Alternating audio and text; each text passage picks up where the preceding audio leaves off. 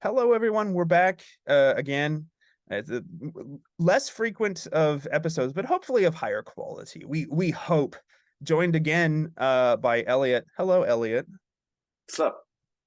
Indeed. I woke this morning as an almost 36-year-old with an intense neck pain because I am getting older and because my dog stole my blankets in the night and made a nest for herself, and I was left out in the cold in my own bed and awoke in a fetal position with very serious neck pain.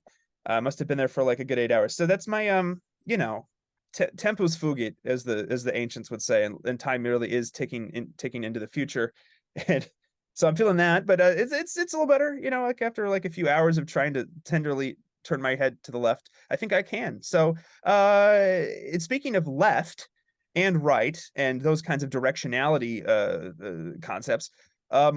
Today we're going to be looking, or like I'm politely dragging my co-host into this very autistic discussion of Lutheran theology, and then also maybe in a true meta-modern way expanding that outwards.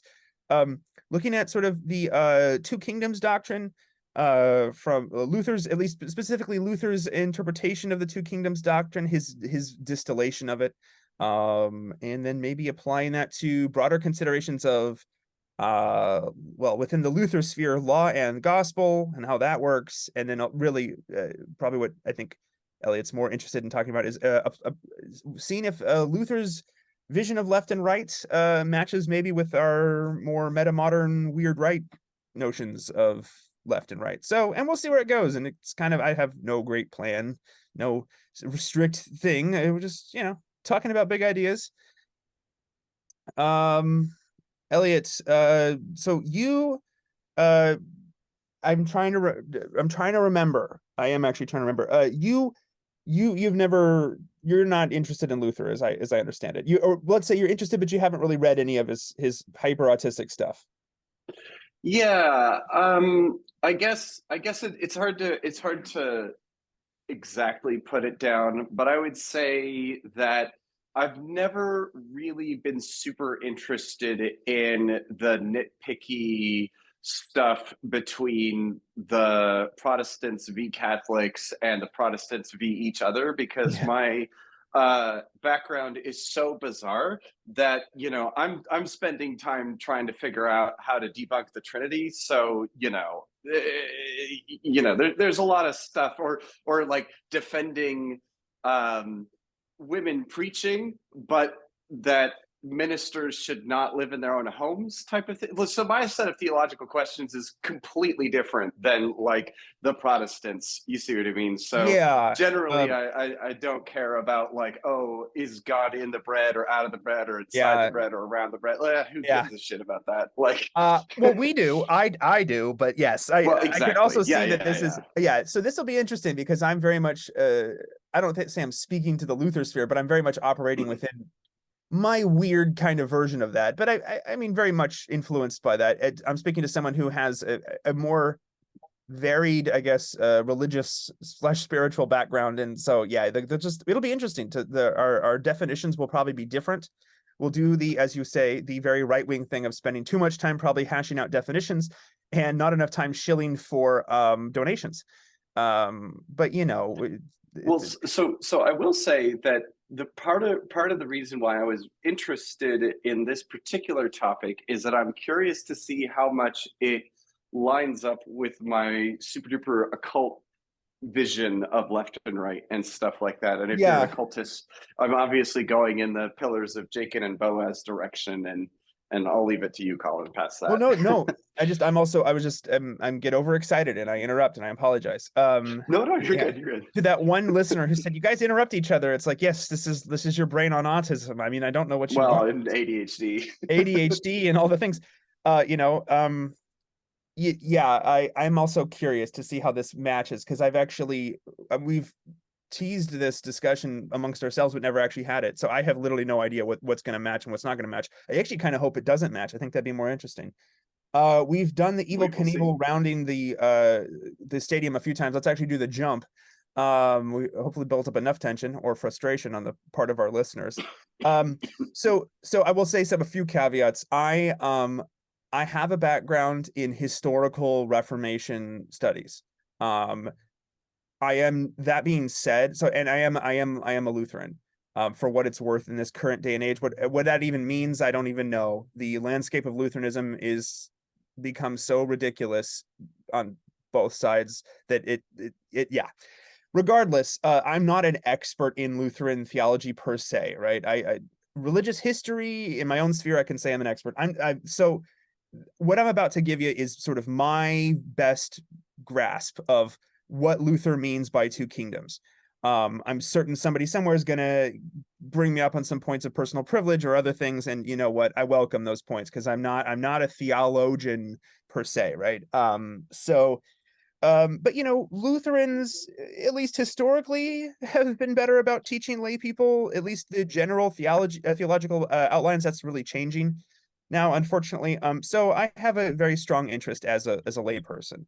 Um, so Luther Luther comes out. I don't know how much you know about Luther's sort of intellectual history, personal history there, Elliott, but Luther Well, was certainly, no, he used to be a Catholic he's priest. well, and he wasn't just a Catholic. He was Augustinian. So Okay. Augustinian monk. So and that is important here.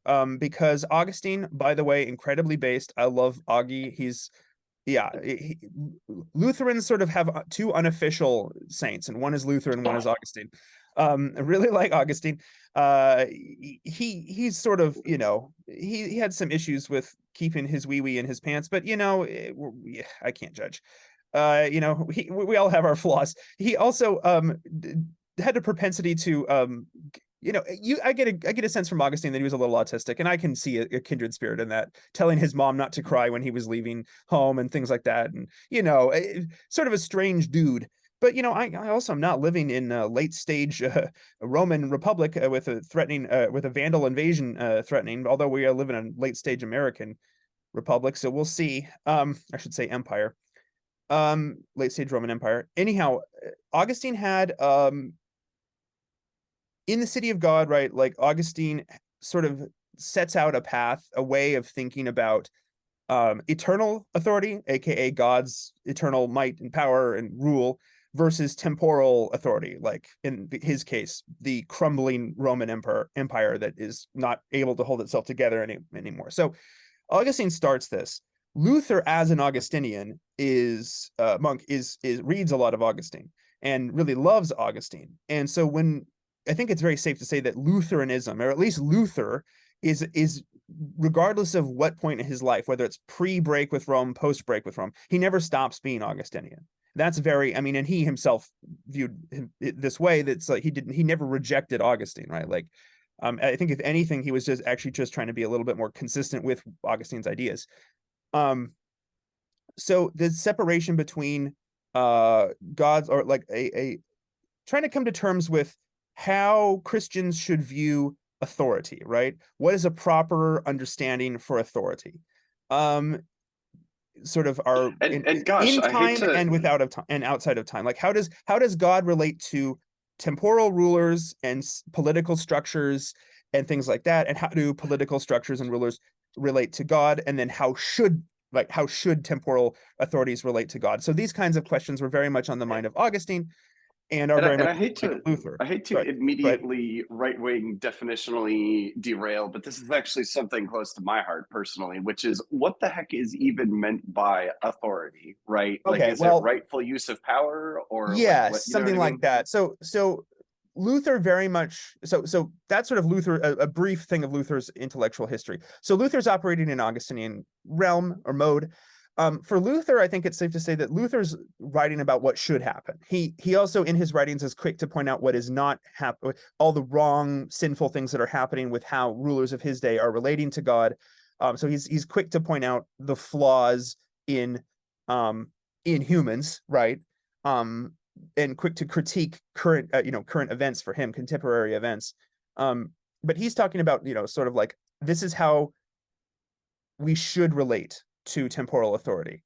And so but there's this tension, and the tension is found within the Gospels. It's found in the Old Testament for sure, right? There's the sort of prophet king tension, right? Like the prophet of God says this, the king does this other thing. Well, and then there's this, big, you can find this over and over again, showdowns between, right? Like the prophet of the wilderness who comes into Jerusalem and says like, y'all are horrible. Y'all are horrible and you're sacrificing your children. And why are you doing this? Well, the king says it's fine. The king is not God, right? So there's this tension is found throughout Old Testament. It's also very much found in the New Testament, right? You have interesting passages that have been debated over for centuries throughout Christian history of like, render unto Caesar what is Caesar's. Okay, well, what does that mean, right? With a variety of interpretations. In the way that Luther attempts to sort of, I guess you could say, systematize, or the model he uses, is called, oftentimes it's called the two kingdoms doctrine.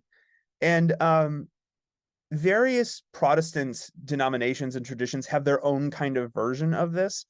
You'll hear the two kingdoms, or you'll hear something like left hand kingdom, right hand kingdom.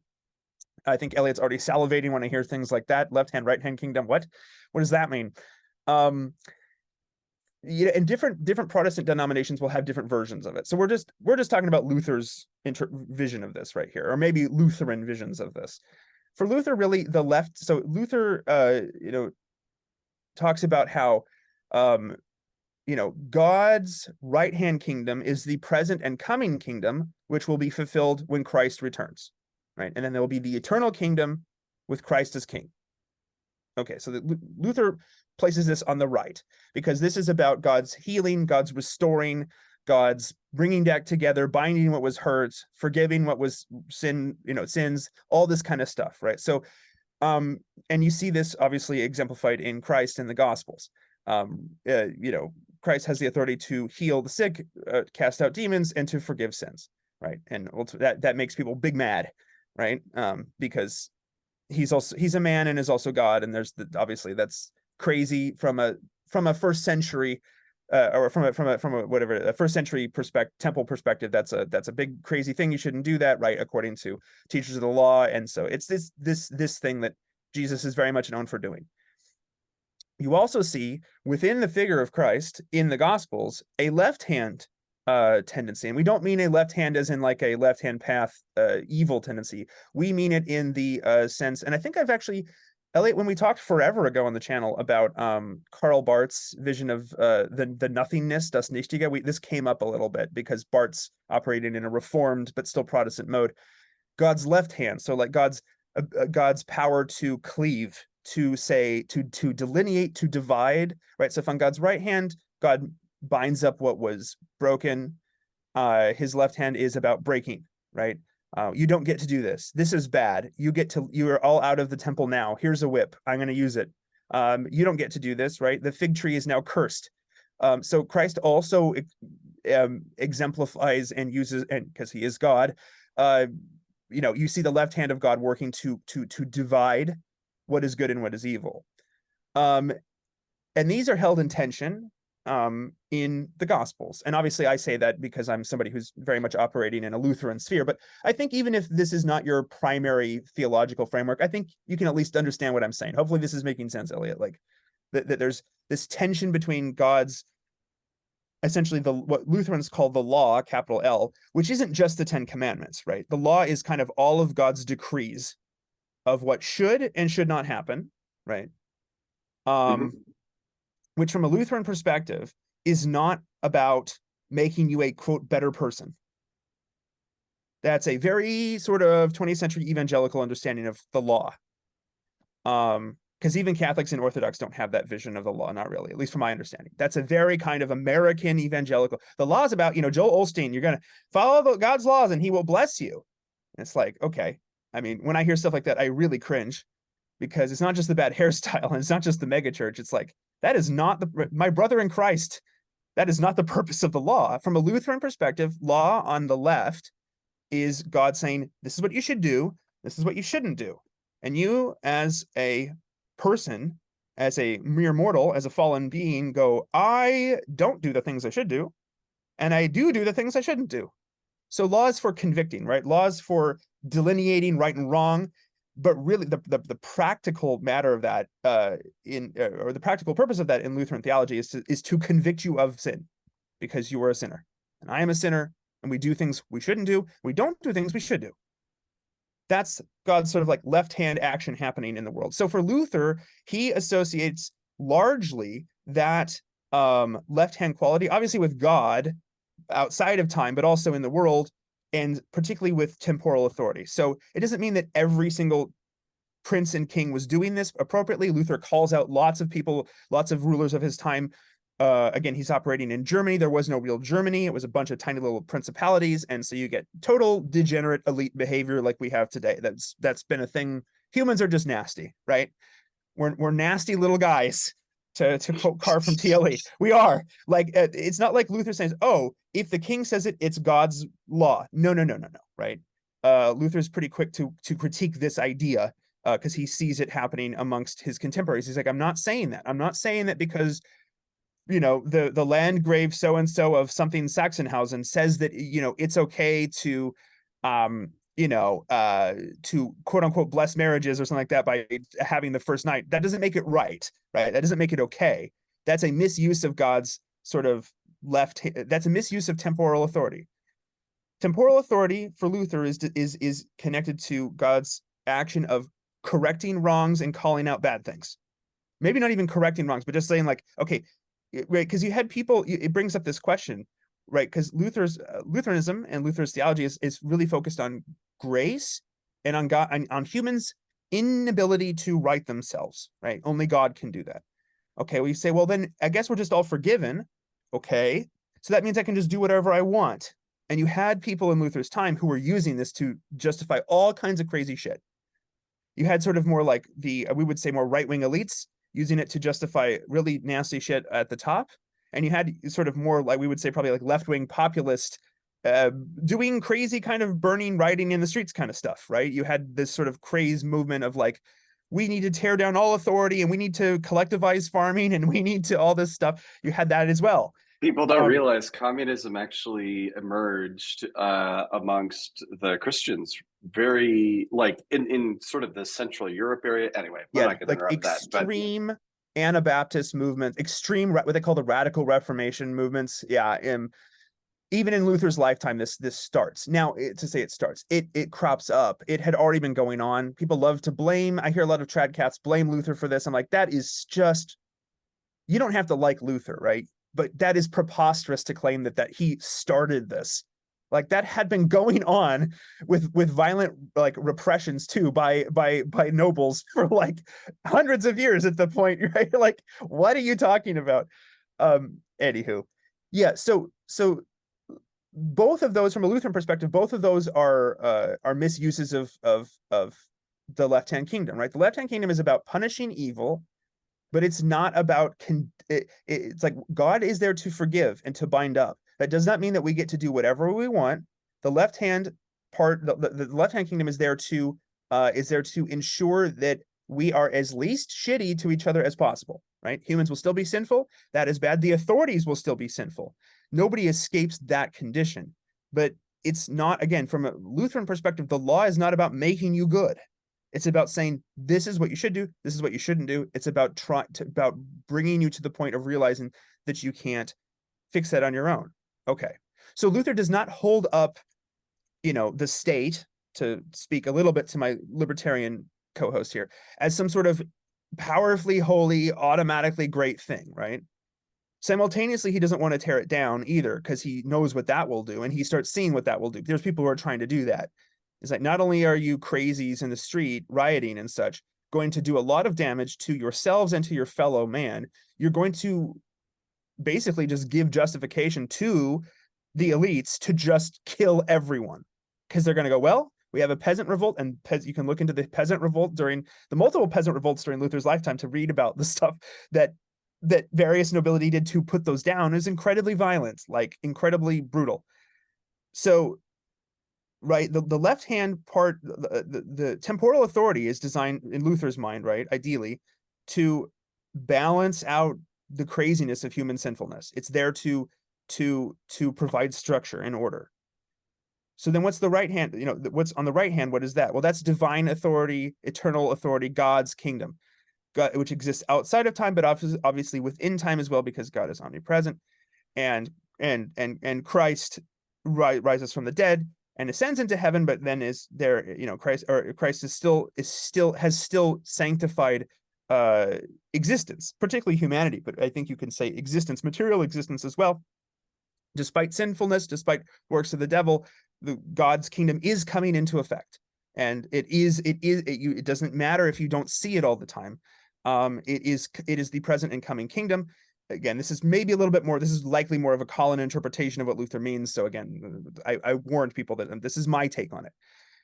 God's kingdom is coming in and is forgiving and binding up. So you have this tension within Luther's theology, and very much within the Lutheran tradition, of, okay, we need to call out sin and say bad, bad, but it doesn't mean that we're not going to withhold forgiveness, because that is also equally, that is actually in some ways almost more evil, because to convict without having forgiveness is ridiculous, and to have forgiveness without conviction is also ridiculous, because both of these two kingdoms, these two ideas of law, saying what is bad, saying what you're doing wrong, and then gospel, forgiving, are always in tension. But they're also in tension with sort of in the Lutheran conception of the proper place of temporal authority. Okay, that was a total lore dump. Apologies. I'm going to assume that not everyone here reads this stuff for fun like I do, and that's probably, you might actually be happier for that. I'm going to be honest. It's what I feel called to do. I enjoy thinking and reading about this. But Elliott, I know that this is probably a slightly different perspective on left hand, right hand than you're used to within your tradition. So I'll just stop. I'll do my best to shut up, just hard, and say, like, so how's that jiving with you right now? Actually, it jives a lot less, or a lot more than you might expect, but it does require a little tiny bit of maybe majiggering to get fully aligned with the kind of standard occultic Western esoteric tradition view of things. And the Western esoteric tradition is not distinct, right? It's not separate from this interpretation, right? I was gonna say, it's also influenced by it. You get people like exactly. You get people within the Lutheran tradition, like Philip Melanchthon, well-respected theologian, who is trying to, from a modern Lutheran perspective, is probably an alchemist. I mean, he is an alchemist, and he's also an astrologer, and he's doing so in a very Christian way. Now, you can disagree with that, right? Like you can have a theological, aversion to that, but he's still considered one of the more, like, people quote in Lutheran spheres, quote Melanchthon all the time.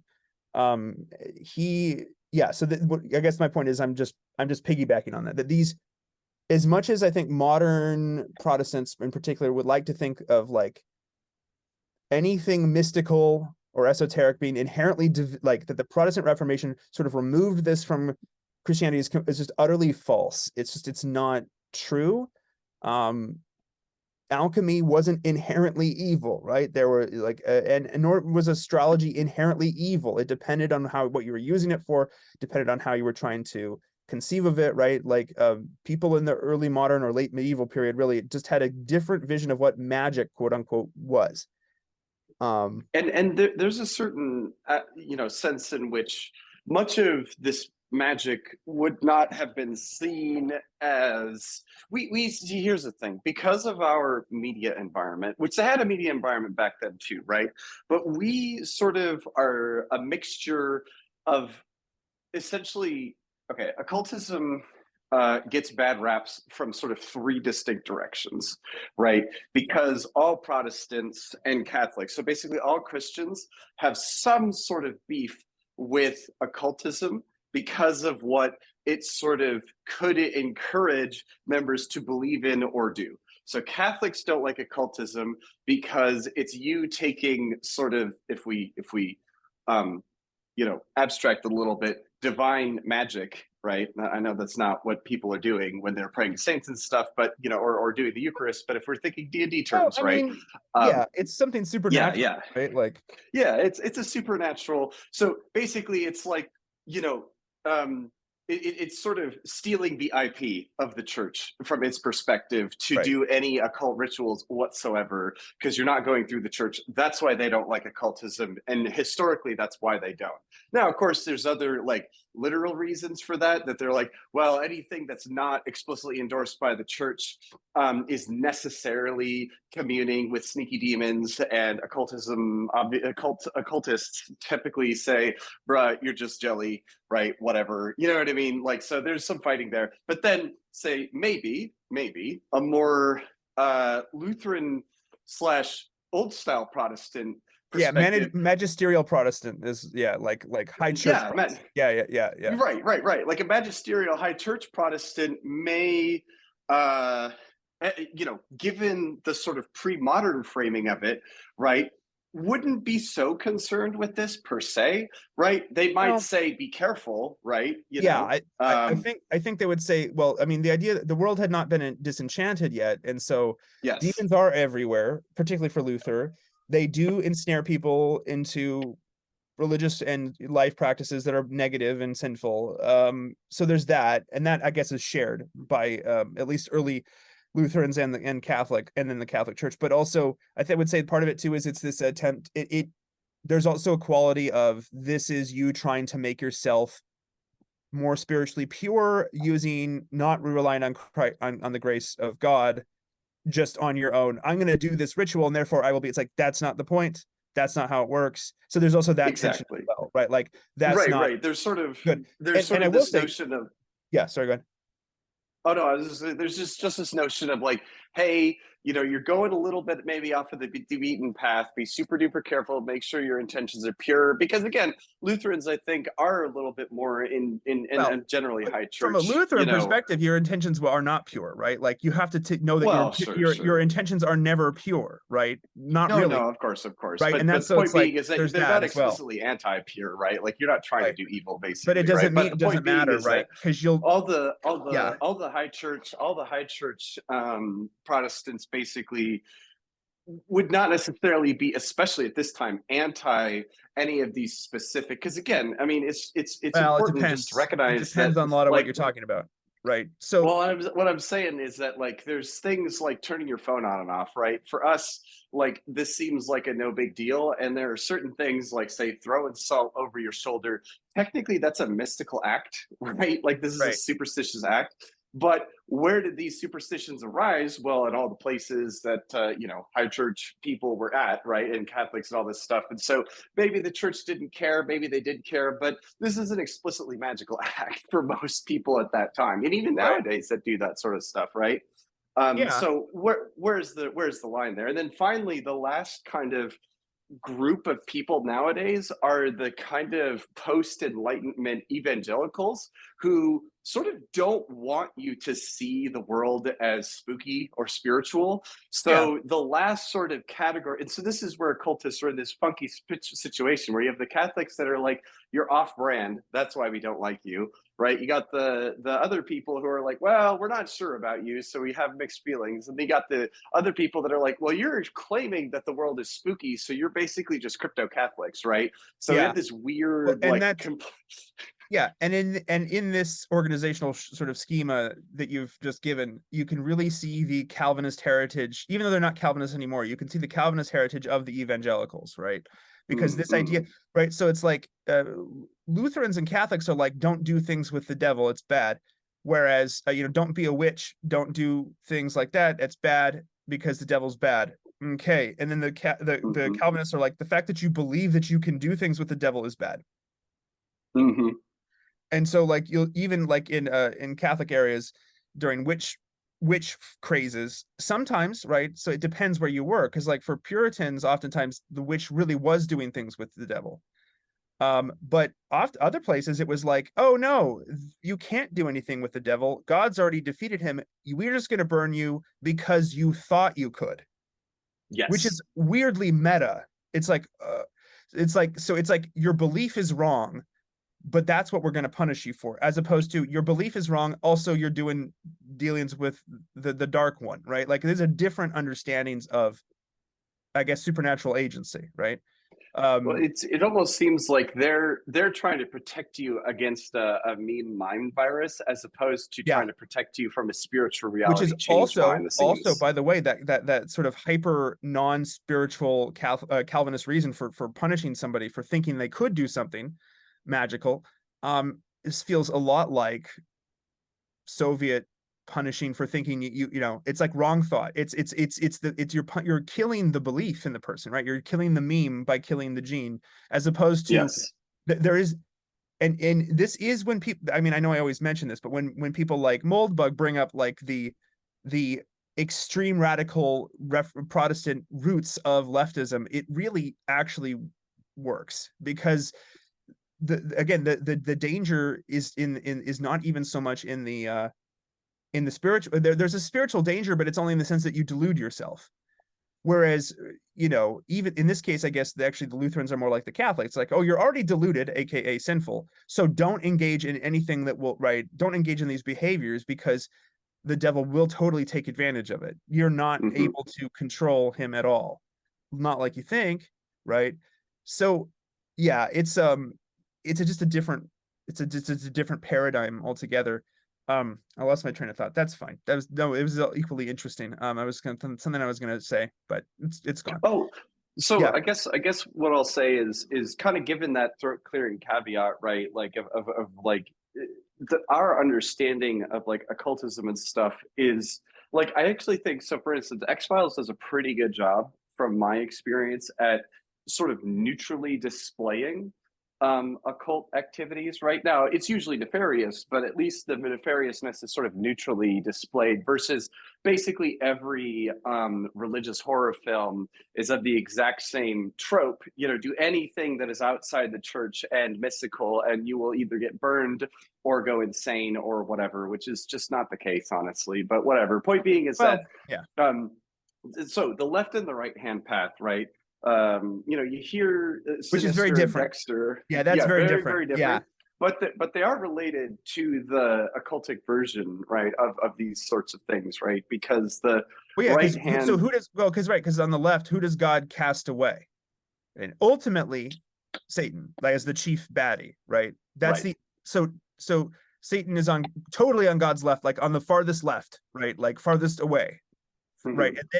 And then based on levels of fallenness, traditionally, right? There's like a hierarchy of damnation, and then right, more from you know from a pre-Reformation standpoint, right? Like there's a hierarchy of this, right? Like you can fall worse than other people, right? And certain entities can fall harder, and so yeah, so it's not that I guess in this case the connection here is that left, so anything on the left means cleaving away separation, right?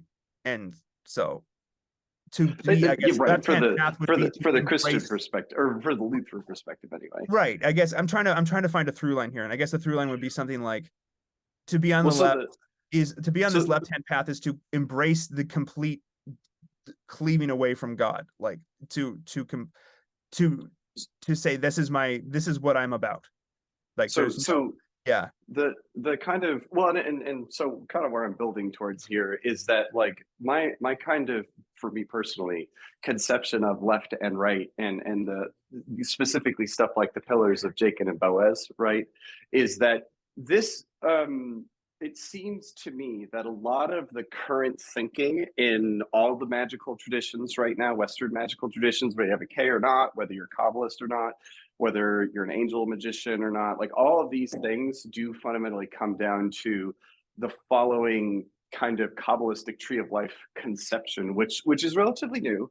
First version of the Kabbalistic tree of life was in like the 1700s amongst Jewish mystics, Yeah, right? people don't realize And how relatively recent that whole tradition really. well, yeah, there's certainly Yeah, like it was systematized, I guess, right. over that, because there's probably you know, alchemy was a whole mixed bag and blah blah blah, all that stuff. But like, you know, a lot of this stuff would have been seen probably about the same way. I mean, we see it coming from like the Zohar, which is relatively older than all that stuff, right? And we see it in other magical writings too. But in terms of like all the different symbols being put in proportion with each other, right? Like, you know, basically defining the relationship between all of them. That was like early 16, late 1500s. And so out of that tradition becomes this notion that the left hand side of the Kabbalistic tree of life, which if you're not familiar, look it up. It's got a Q and two B's or something. The left hand side is usually darkness and substance, right? And the right hand side is usually light and form, right? And there's sort of a masculine feminine. So the left hand is a little bit more masculine, the right hand is a little bit more feminine, or sorry, the other way. Left hand is a little bit more feminine, right hand is a little bit more masculine. There's a sort of like a giving and receiving. Is this for the also left and connected right. to sun moon distinctions? We were talking about that the other 100%. Yep, Yeah, 100%. The moon is kind of left, the sun is the right. And it's not to say that, the sun is only ever right or left in these conceptions, right? Because on the Kabbalistic tree of life, the sun inhabits the center point, right? Sephiroth 6. But essentially, it's like if you got to pick a category of two, right? Where does the sun and moon go? Moon goes on the left hand, sun goes on the right hand, right? And it's kind of worth very briefly giving at least my definition, and other people have totally agreed with me on this one, which is like, hey, left and right are actually parasitic on up and down and front and back, right? And if you just think through that So they're like a okay, two-dimensional representation of a three-dimensional thing. really it is, because okay, how do I know my left from my right? It's like, well, okay, firstly, I have to have several symmetry breaks in my body in order for there to be a left and a right to begin with, right? Otherwise, it wouldn't even be coherent. It's like, what's an octopus's left hand? It doesn't have one. It's symmetrical. It's got chiral symmetry, right? Like your head is the part that's not the ground, right? Your head is far away from the ground. It's pointing opposite the direction of gravity is really the rule there, the fundamental physics rule. And then your face is the part where all your sensory organs are pointing, right? Your ears point one direction, which is the same direction as your eyes and mouth and nose, right? And your back and your arms hinge in that same direction as your sensory, right? Like you walk in this direction. So your back is sort of that thing that doesn't have any of the sensory or dewy organs directions, right? And so once we have a top, which is your head, and bottom, which is your feet, and a front, which is your eyes pointing direction, and your back, which is your eyes not pointing direction, we can then define left and right as, the left hand being, if you are facing north, right, the right hand is the direction that the sun rises from, and the left hand is the direction the sun sets from. So this is an orientation of literally what it means to be right and left hand. And that's why, really it's, in an occultic perspective, almost better to say the right hand is Western, right? And the left hand is Eastern, in a kind of like, don't think about geopolitics for a second. Just think about my God. I screwed all that up. Pretend like you're facing south, and the same the same analysis hits, right? Because I don't know which direction the sun rises, because I'm a modern person, right? Sun rises in it rises in the west, East. that's in the east. But if you're facing north, No, other way around, bro. Other way around, bro. East, west. this is a problem. I don't know my right from my left. Fun facts, but yeah. So regardless, you get kind of the idea. Is that like literally think about where the sun rises and sets, right? Yeah, it rises in the east, which is the right hand, and then sets in the west, which is the left hand, right? So anyway, point being is that though all those things, it's really interesting that like we have this notion of the right being God's ability to like build, and the left is God's ability to tear asunder. That actually kind of lines up a little bit, right? In terms of like the left is seen as more chaotic, and the right is more orderly in the occultic sense. But there's some subtle differences there, right? Because you're kind of missing the substance connotation, which is really, really fundamental, Yeah, I mean, yes. No, there's definite there's similarities and differences here for sure. One thing I kind of wanted to maybe clarify is also I misrepresented a little bit. So Luther very much has this two kingdoms idea, and he very much has a distinction of law and gospel in his writing. But that idea of law versus gospel, TM trademark, is really more of a Melanchthon sort of summarization of Luther. Again, a lot of what we think of as Lutheran theology, or even Luther's theology, is Luther, but it's oftentimes Luther as interpreted or as codified by Melanchthon. Luther was a notoriously chaotic person, notoriously chaotic writer. Makes it for invigorating reading, but sometimes you're like, what the hell do you mean? So Melanchthon, it's not that Luther had none of his own ideas. Clearly he did, but Melanchthon kind of comes around as like, let's make this workable. Like, let's do something with this. But also there's interesting distinctions and differences and disagreements between Luther and Melanchthon. Luther didn't like that Melanchthon was trying to work in particularly astrology into a Christian theological sense. He did not like this.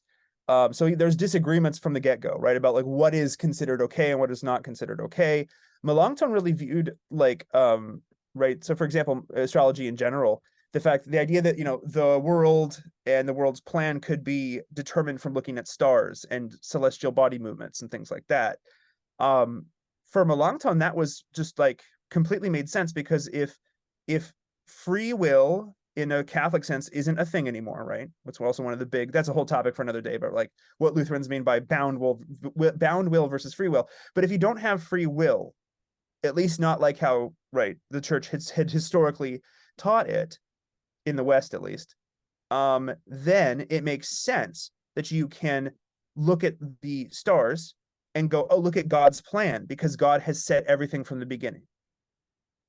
So, and that's an interesting idea, right? That no, modern Lutherans don't truck with that really at all, but it is regardless of how you feel about that, personally, it is interesting. It kind of fits. You're like, well, yeah, if there is God's plan working itself out, if God's will is working itself out regardless of human action in the world, then maybe the star positions do matter. Maybe it's God giving us signs of his will. Now, obviously, Luther doesn't like this, right? And so there's disagreements right from the get-go, but it is an interesting idea. It's an interesting sort of window into Melanchthon's worldview, and also kind of this chaotic worldview of the early modern period, chaotic in the sense that people are trying to figure out science's role within religion and the relationship between those two things, because they had not been separate and they're starting to become separate. And some people are still trying to systematize them. Some people don't like that. It also shows you how the distinction between licit and illicit spiritual beliefs and practices is not as clear cut as we in our modern era or postmodern era like to think, right? We look back on the past and say, well, this was clearly okay, this was clearly not okay. And like, it just really, I mean, there were things that like no Lutheran would have been okay with, right? Like, don't conjure the devil, never do that, not good. But the idea of like, well, does God communicate his plan through the stars, right? That was not completely agreed upon yet, right? And again, Melanchthon's no small dude within the Lutheran Reformation. He's still commonly cited. Now, there's weird sort of things that I've seen modern Lutherans do to get around this, where they have to like sort of put him in context, and there's interesting sort of mental gymnastics. I try not to do that. I try to go, this is his worldview, and we don't have to agree with it necessarily, but you maybe take it a little seriously, because he's a serious dude for us in terms of a thinker. There's also a funny anecdote. This is probably legendary. It doesn't matter, right? The story has a point. This is kind of funny.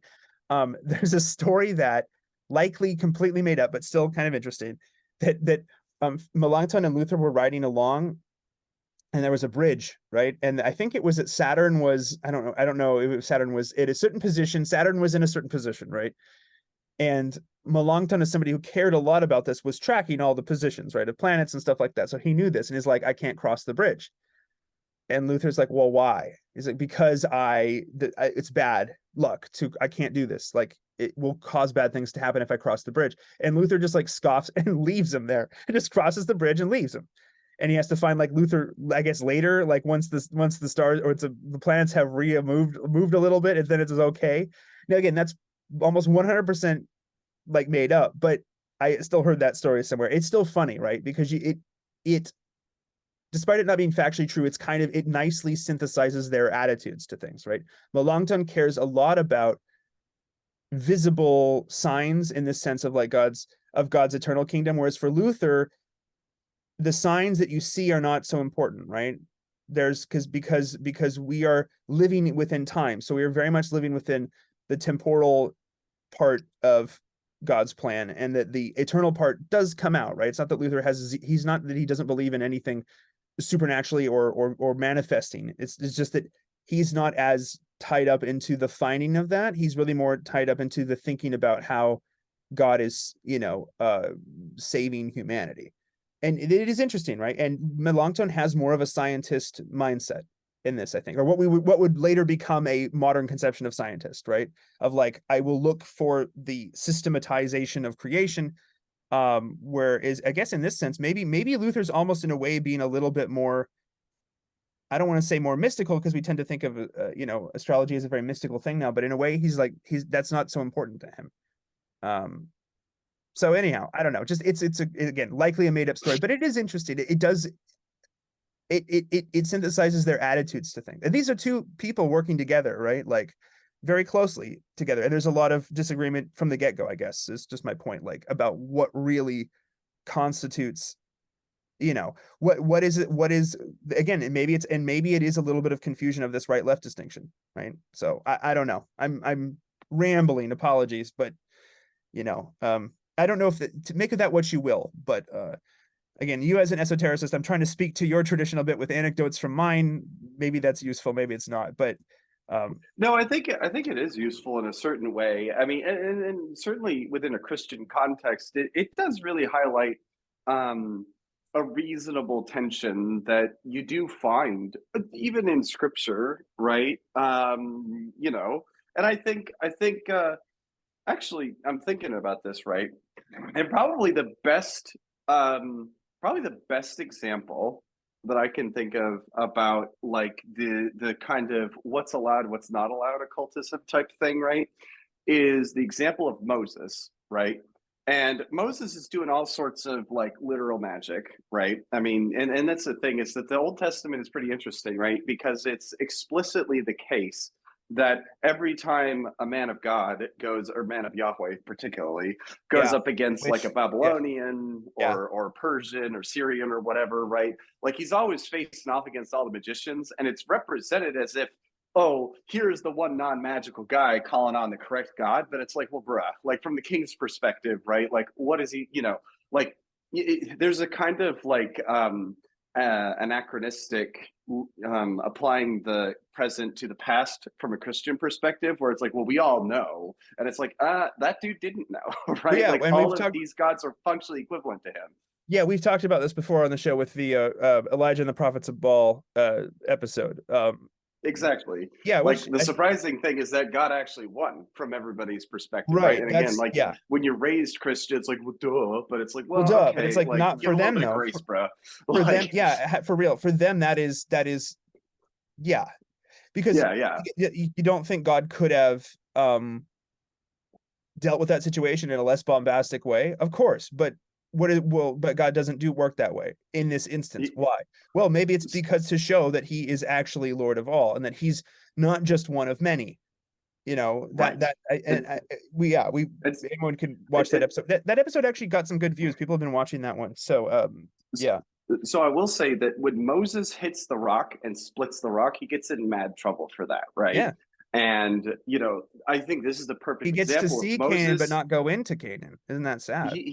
He was able, right? He was magically able to produce this result, right? But he used his magic for like not God's purpose. Therefore, he Right. got punished by God. Like I think that's a great example of could do magic. He had the authority to do his own magic, right? Like God gave him that full authority. He misused the authority, right? And so God punished him for it. Right. Great example of that, right? So what you're saying pretty much tracks very well.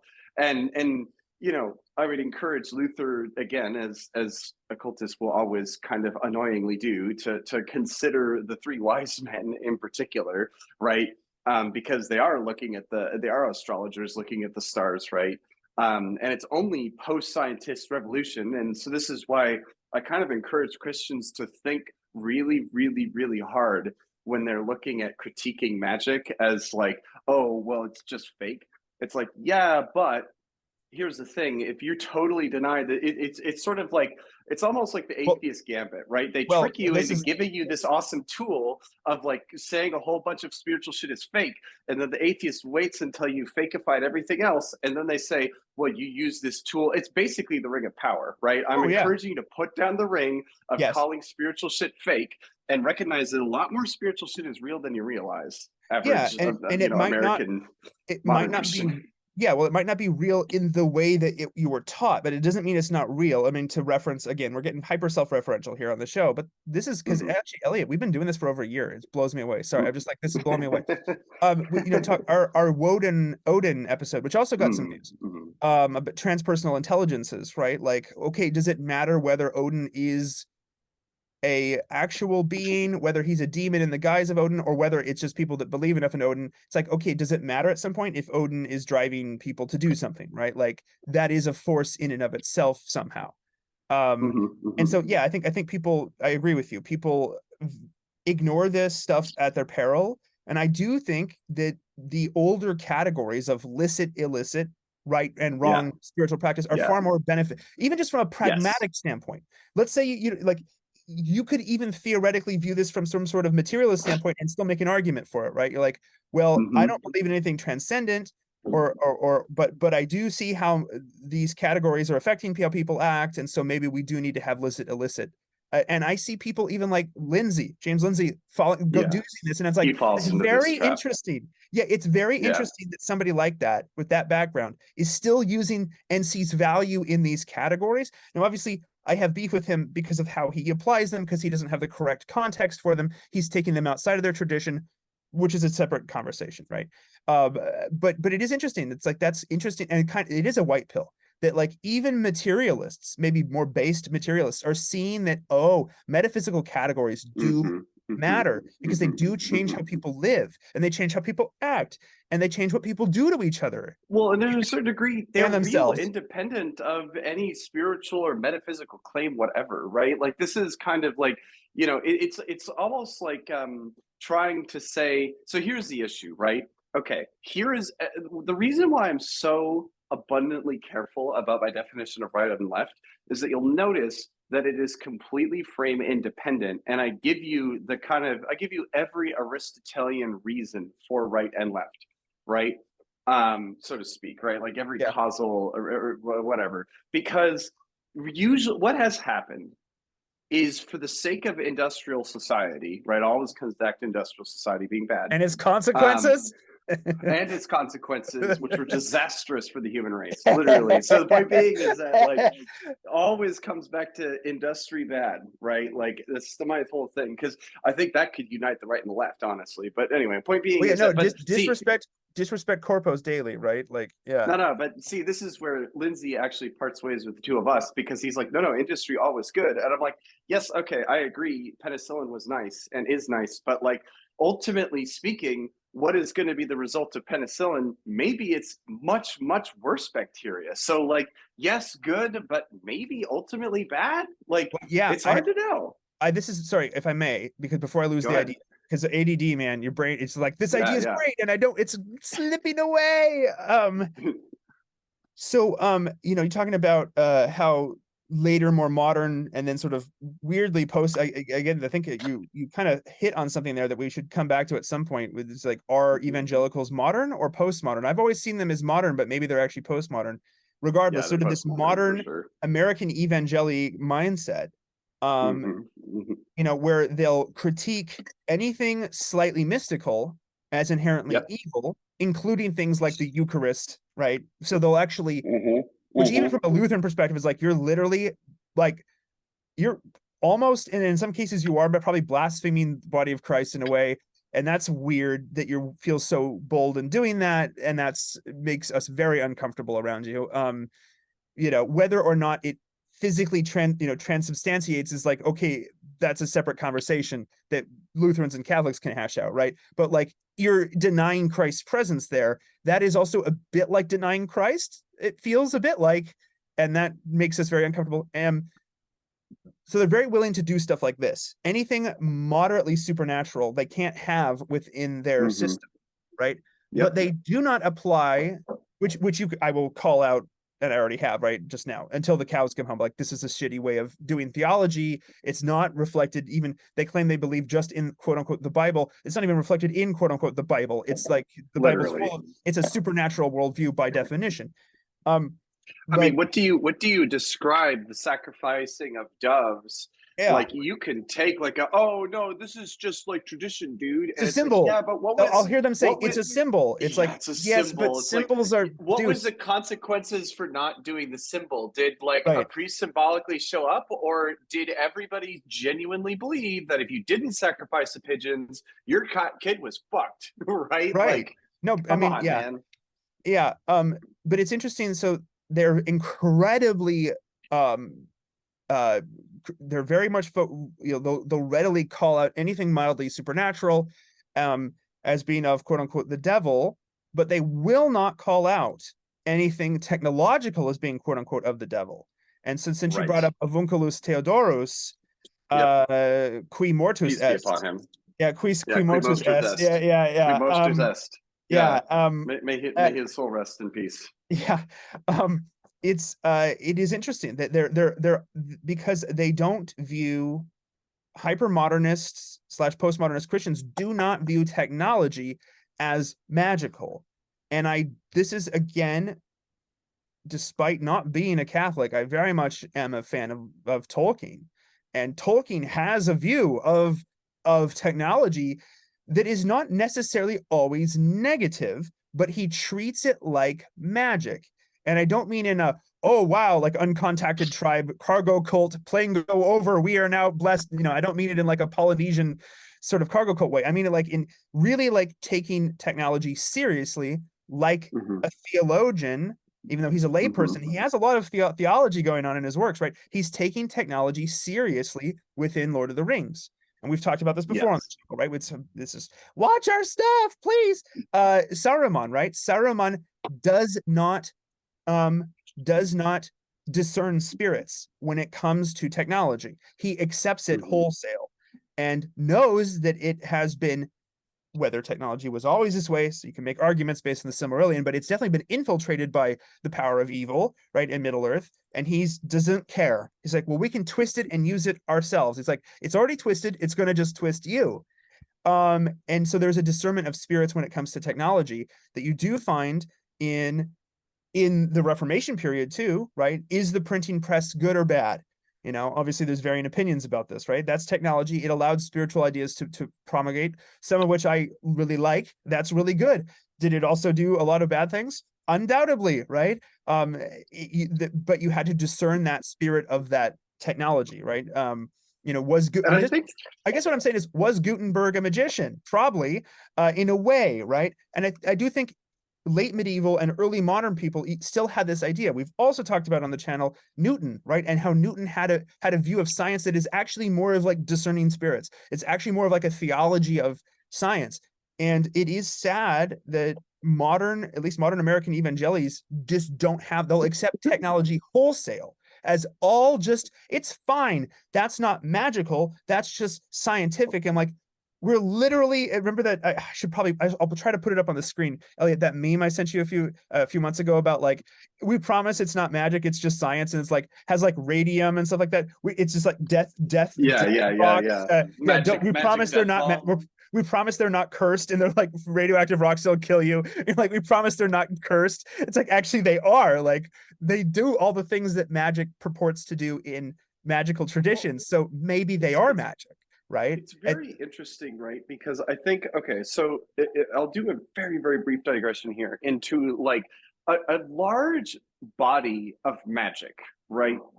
Involves like two or three different things, right? Either you are calling on some sort of spirit. In a more Western tradition, this is going to be explicitly an angel, ideally an angel. You don't want to be calling on demons, even amongst occultism, not a good idea. Only edgy teens and people that are not headed positive places in life are going Well, to call on demons, do you right? want to have But deadites? Because that's how you get deadites. You know, that's true. It's true, right? it's Like, just, I'm tired of it's having to use the boomstick. Please, no more deadites. Yeah. it's true, right? So that's one. That's kind of one wing. But then the other wings all involve doing certain otherwise totally mundane actions at a particular time and place, right? So, it sounds kind of funky, but actually, this is totally, this is not even like this is not even a troll, right? Where he's like, I'm not going to go over a bridge because Saturn's in a position, right?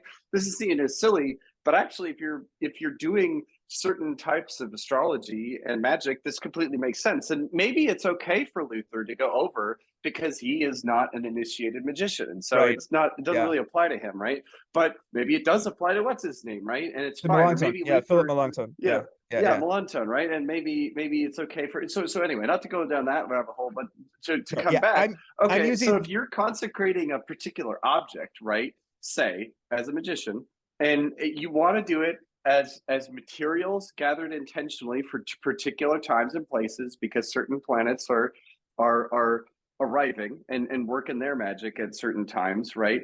And you want to consecrate it at the right time when certain. So what am I going to? I'm going to the fact that all of this technology is actually trying explicitly to ignore and extricate itself entirely from time. It's trying to make itself contextless, right? It's trying to free itself from the broader context of things, which is why the astrologer is like, "What are you talking about? Like, oh, what do I care about the stars and the position of these other things?" I'm like, dude, you do care because, like, if you don't take, and of course, I'm not saying about the planets particularly or whatever, like, and not necessarily the literal craze of astrology. I'm just saying, like, if your whole life is like, no, I'm not going to worry about these details of like what's on my right, what's on my left. I'm going to continue to tunnel vision down this one narrow track and, damn the consequences, I'm going there.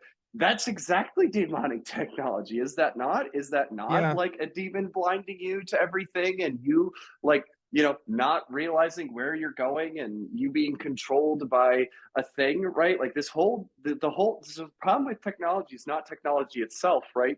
The problem Right. with technology is that um, our particular way of technocratic thinking has caused us to become blind to the consequences of our technology. So For that sure. I guess that's all I'll say. No. That's the No. And demonic part of it for me. yeah. No. And I would say to take agree with you. And it's interesting, despite our different worldviews and notable differences. It's interesting. It is a white pill to find these similarities, at least at the core of like the motivations. I would say Mhm, mhm, from a Lutheran, well, from a Christian perspective too, the problem is not technology. The problem is that you're sinful and I'm sinful. That's the problem, mhm, mhm. and it makes us Sure, very sure. susceptible to creating our own evil. It's not like humans aren't capable of doing their own bad stuff, but also totally makes us susceptible to demonic influence for sure, right? Like, so it's both of those. It is a nasty problem, right? There are, A again, I'll say nasty little there's problem. well, because there's a bunch of nasty little guys. Shout out to Carr, right? There are a bunch of Luther's when nasty little guys. That was the entire world. That most people believed in nasty little guys running around the German countryside. It's really easy for modern Lutherans to scoff at this, and I'm going, well, have you seen the state of your church? There appears to be nasty little guys, and there appears to be people hurting them around, and they're like, even if they're not spiritually real, they might as well be because they create spiritual problems for people, right? Like the hyper Hegelianism, Mhm. which is a topic Which we is should do. circular. Yeah, It's which is not linear circular. The idea that um the church somehow because we needs all to. know the Christian male goes in a straight line. Exactly. Well, the idea that the church somehow needs to ally itself with revolution, whatever the fuck that means.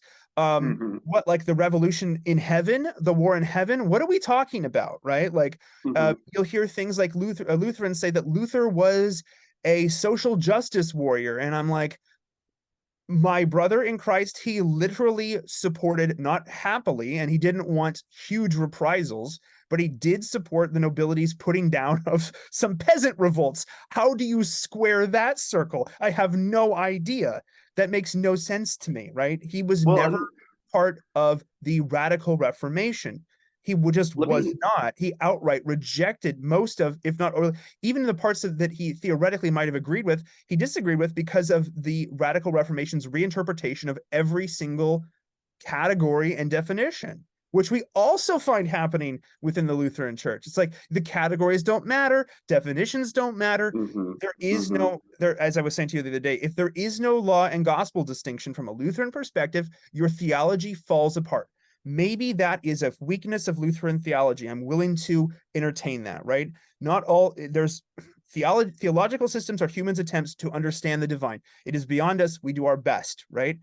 Of course, that's probably a weakness. I think it's also a strength. But if that's your mode, if you're going to put Lutheran on your, stamp Lutheran on yourself, um, then you need that. Just those, at least those two core distinctions. You need the left hand and the right hand. You need the binding up and the breaking down. This is also like Ecclesiastes, right? Like there is a time for everything, right? All this stuff, war and peace, all these things. If you lose these distinctions, man, you get what we have now, which is God loves you and wants you to be happy. What do they call it? A therapeutic, what's it called? Oh, the therapeutic humanist theist or whatever it is, that kind of idea. Like, yeah, because that's what God wants. He just wants you to be happy. He wants you to feel good all the time. It's like that is objectively not the case, right? God wants you to be holy, understands that you can't be holy because you're fallen, and then dies for you to make you holy. That's the gospel, right? Um, Mm-hmm. but how can you have that if you don't have any concept of what gospel is? And how can you feel that sense of forgiveness if you don't feel like you're sinner? And it just you have to have these categories. But this is, I guess, what we're transitioning into here is like a discussion or a rant, really, about how Mm-hmm. political or slash ideological leftism removes the categories of left and right hand kingdom. And so it dissolves the categories. And then the left, properly understood from a Lutheran perspective of the law, goes away. And you also lose the right gospel, right? That also goes away.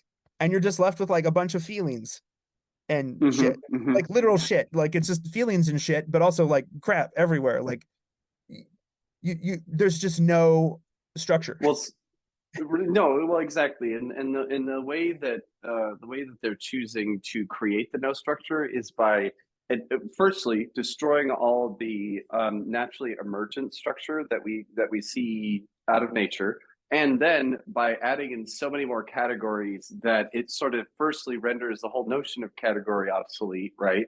And it you know sort of encourages further subcategorization into pathological categories that literally don't exist, right? Right. So I would say too. So on the notion of revolution, it's really interesting because James Lindsay is finally kind of making this abundantly clear to people, and I think this is going to be really helpful, especially to right wingers, because right wingers get too lost in particulars that Yep. they don't. The right tends to think, oh, the left is trying to do a thing, and it's like, no, they're literally not trying to do any particular end state. Their goal, Hegelian dialecticism, right, is to revolve. The purpose is to centrifuge. That isn't it. There's no other that it's to turn and turn and turn, right? Well, And to flip and flip I and would say flip. they're manifesting the spirit of the times, right? That's their Yeah. job. They're Well, manifesting a God who is the spirit of the times. so what I would say is Spirit of that the world? there's three What? different What? types of right. There's What? three different types of rotation, right, in three-dimensional space. You know what I mean? So if you imagine yourself, right, and you kind of put your arms out, you could revolve about your arms, right? So the right and left arms are kept in place, but your head and feet are flipping, right? You could revolve around kind of like a cartwheel, right, where your head, where your front and back are kept in place, right? But your right and left and top and down are flipping. And then you could keep your head and feet in place, right? So your head and feet are not, and you could spin around, right? So your left and right are flipping and your front and back are flipping, right?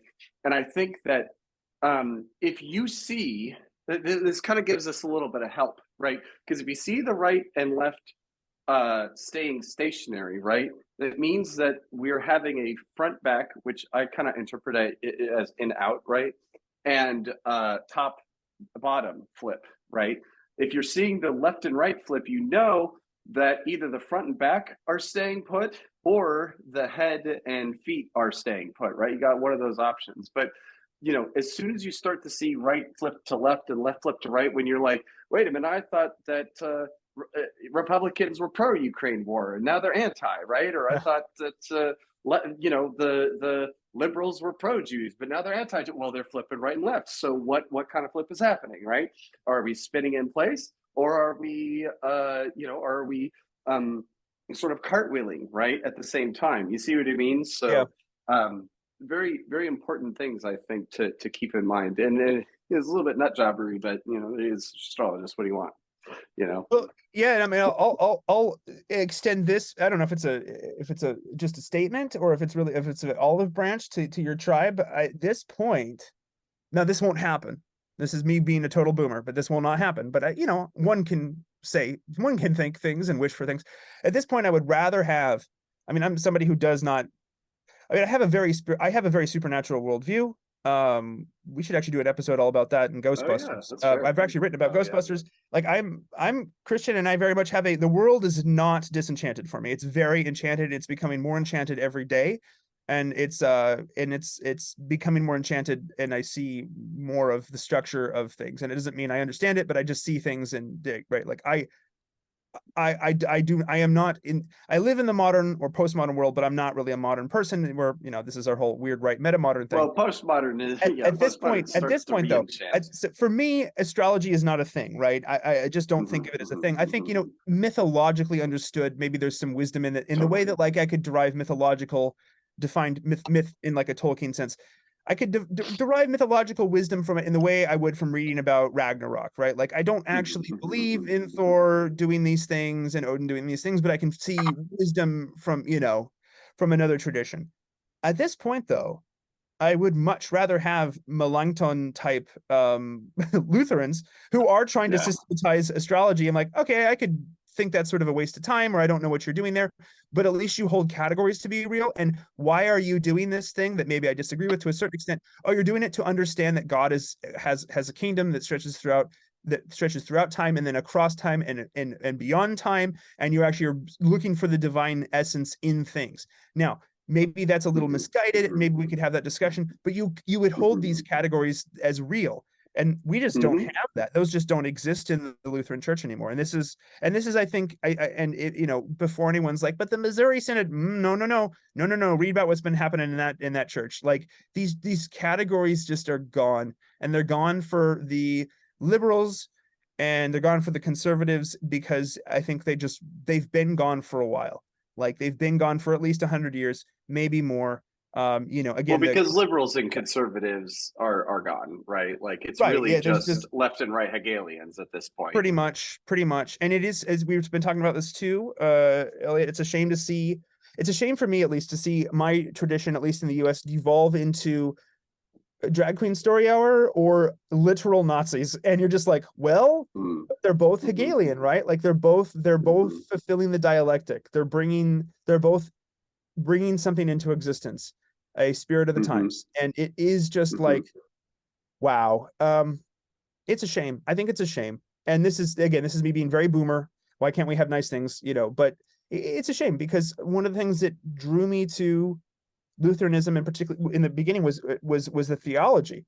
The tension of law and gospel working together towards humanity's salvation is a beautiful, even if you don't believe in it, right? It's like intellectually beautiful. There's something great about that.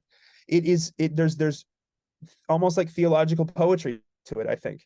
And it's beauty. And I think that beauty is good. And I think that it's not perfect in the sense that no theological anything can be perfect, and like we cannot perfectly understand God. It's just not possible. But that's what drew me to Lutheranism in the first place. And it's a shame.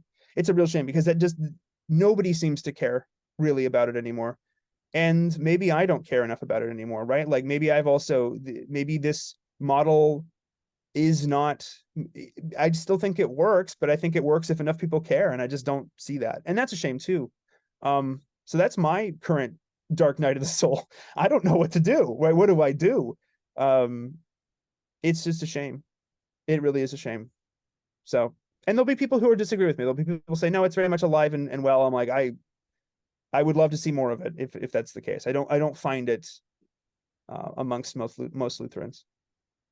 So Yeah, I'd be kind of astonished. again, if I don't Maybe see it in there's myself, so well, I maybe wish I there's like did. onesie twosies churches here and there, maybe that one could argue, but yeah, I just don't. Yeah, I don't see it either.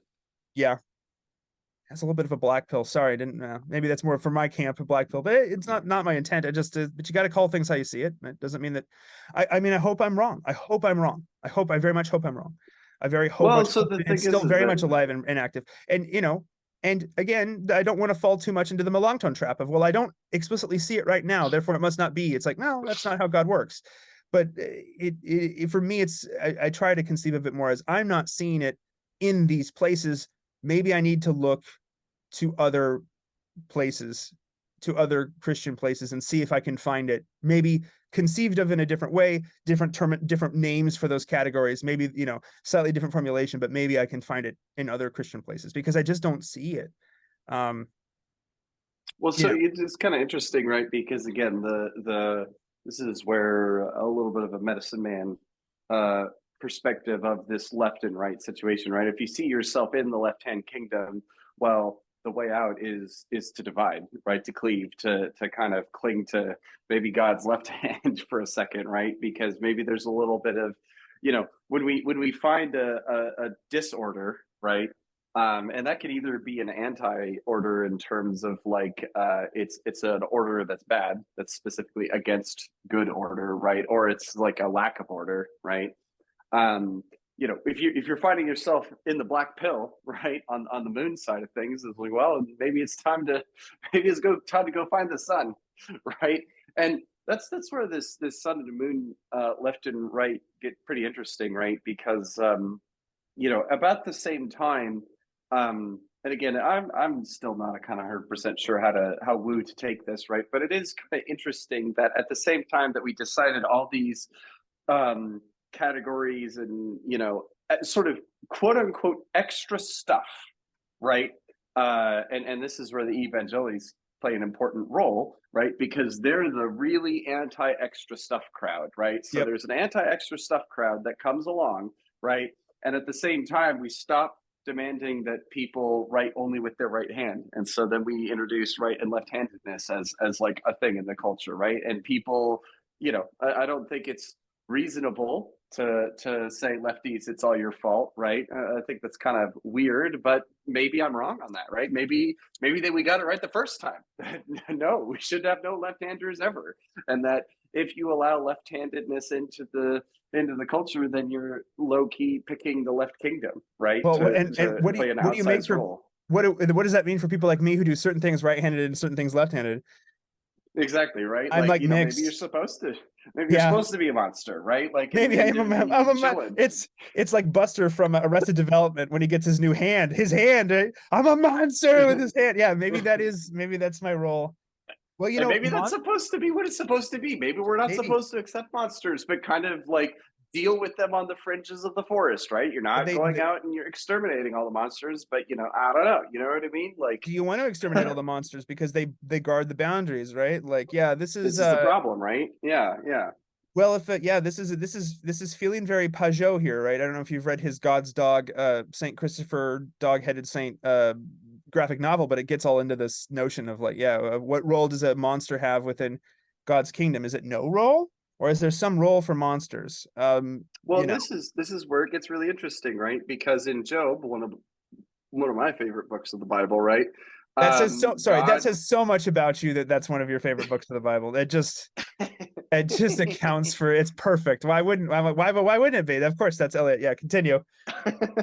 well, because I think it's, I reckon that it's one of the most theologically rich books. So that when Oh when yeah, people are like, "Oh, the Bible doesn't have philosophy," I'm like, I reckon it's pretty much got all the major beats in Job, right? yeah, Like, pretty so, much.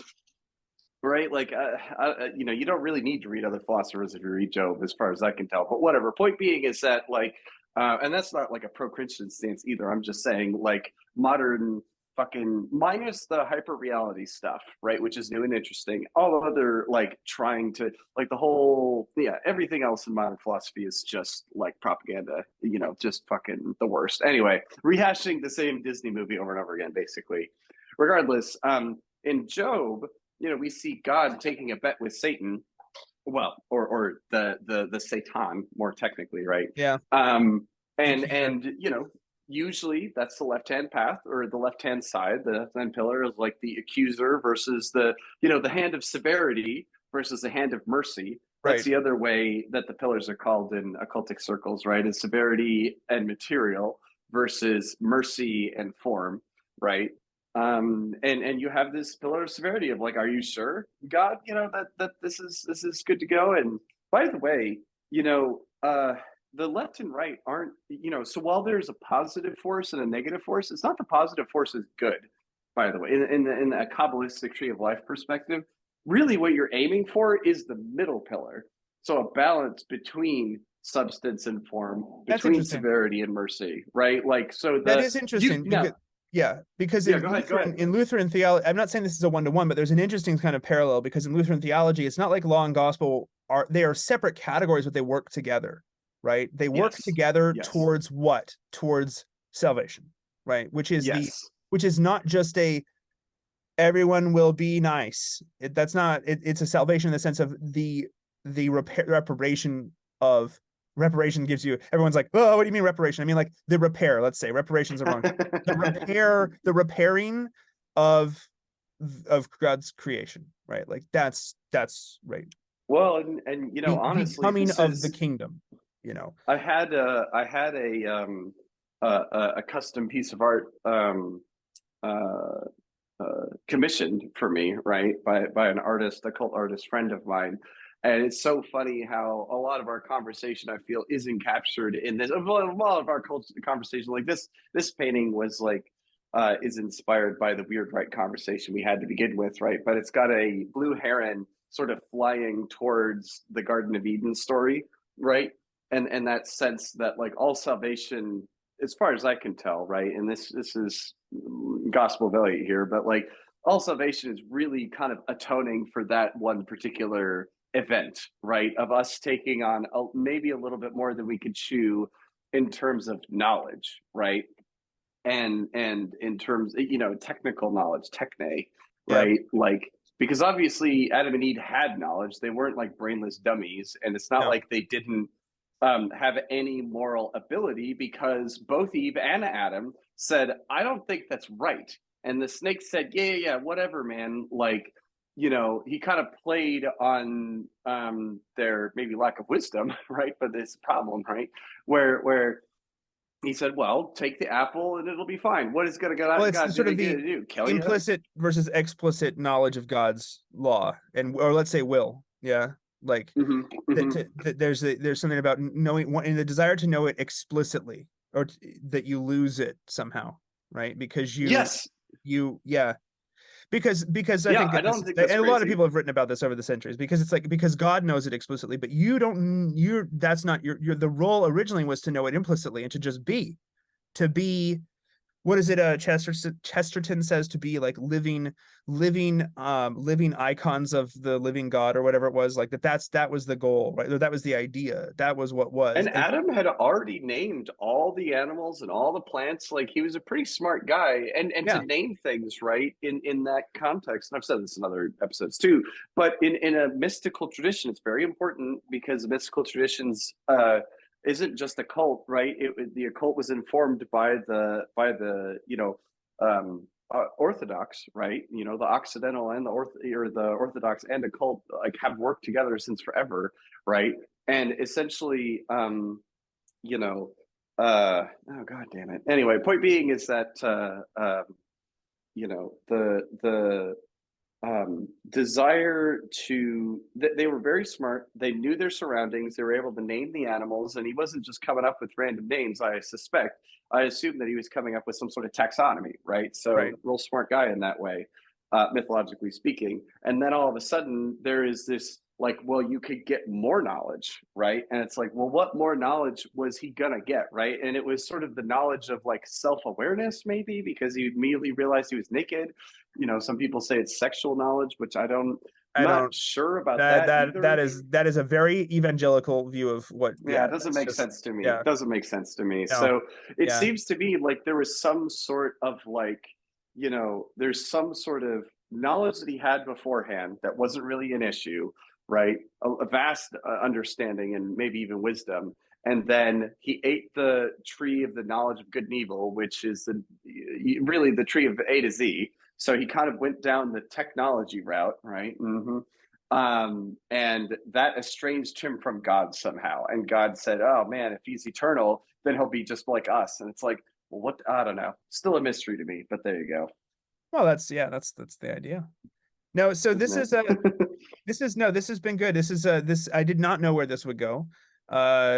This started out kind of as like a, hey, let's do Lutheran conceptions of left and right hand kingdom, and then turned into like all sorts of stuff. Like, but you know, but all the stuff we've talked about kind of rotate around that, right? Like law gospel, licit, illicit, what, you know, and it is this checked all my boxes, I guess. So I mean, hopefully Well, other law people and get gospel value at again, this. left and right hand path, or left and right hand pillars in a certain way. Law being the form, gospel being the substance, right?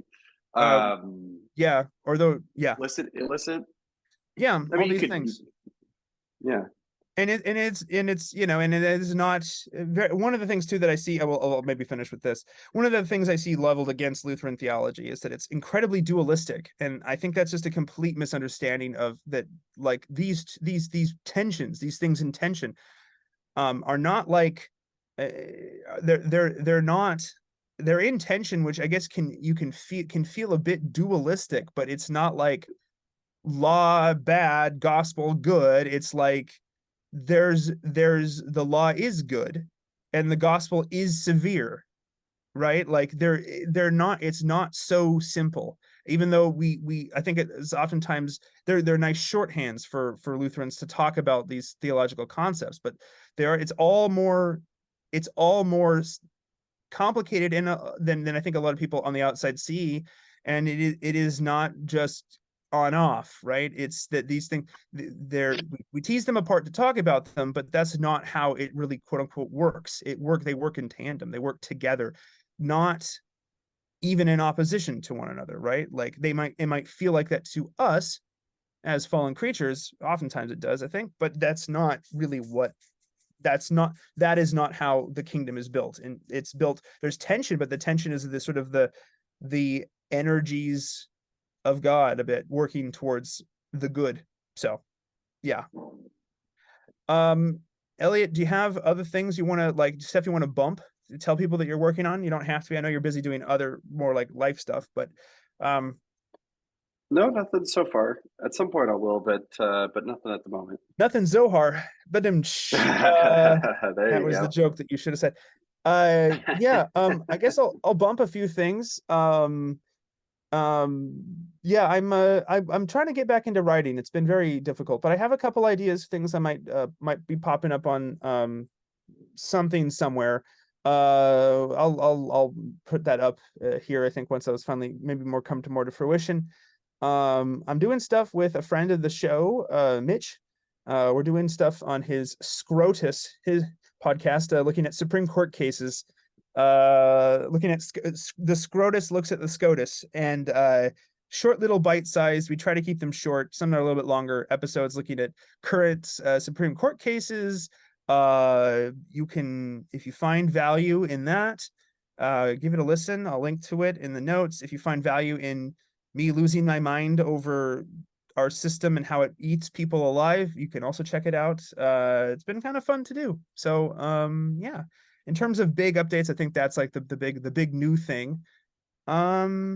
Yeah, so anyhow, thanks to everyone who watched. I know we always ramble, but I do try to have some thematic through lines, and I think we definitely had that for this one. Elliott, it's good to have you back on. I know you're quite busy. We appreciate you taking time, and yeah, until next time, everyone, take it easy. See you later.